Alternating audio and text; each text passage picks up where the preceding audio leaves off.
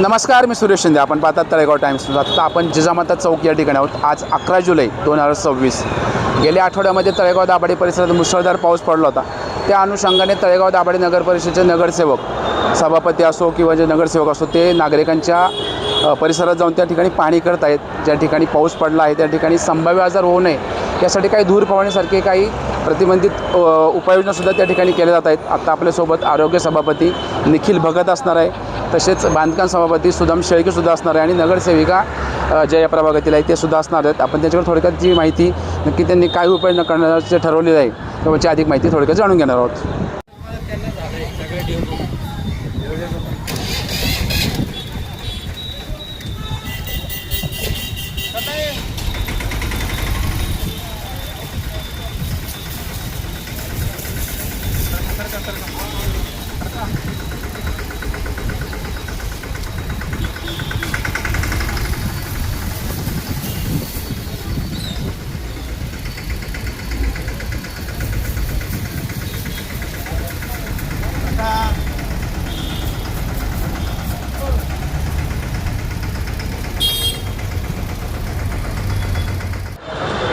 निखिल भाऊ नमस्कार. आत्ता आपण जिजामाता चौक या ठिकाणी आहोत. या ठिकाणी गेल्या आठवड्याभरात तळेगाव दाभाडे परिसरात अतिशय मुसळधार पाऊस होता. त्या अनुषंगाने आज आपण आपल्यासोबत बांधकाम सभापती सुदाम शेळके आहेत, तसेच दरेकर मॅडम आहेत नगरसेविका. तर आपण काय सांगला तर काय पाहणी करताना काय नक्की माहिती द्याल? गेल्या काही दिवसापूर्वी अतिवृष्टीमुळे तळेगाव दाभाडे परिसरात पूरस्थिती निर्माण झाली होती.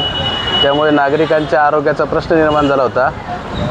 तळेगाव दाभाडे नगर परिषद आरोग्य समिती यांच्या सूचनेनुसार आपण तळेगावात धूर फवारणी व औषध फवारणी याची मोहीम हाती घेतली आहे. या मोहिमेद्वारे आपण डासांची उत्पत्ती कमी करणे, डेंग्यू, मलेरिया व चिकनगुनिया यांसारखे साथीचे आजार वाढू नयेत यासाठी प्रयत्न करत आहोत.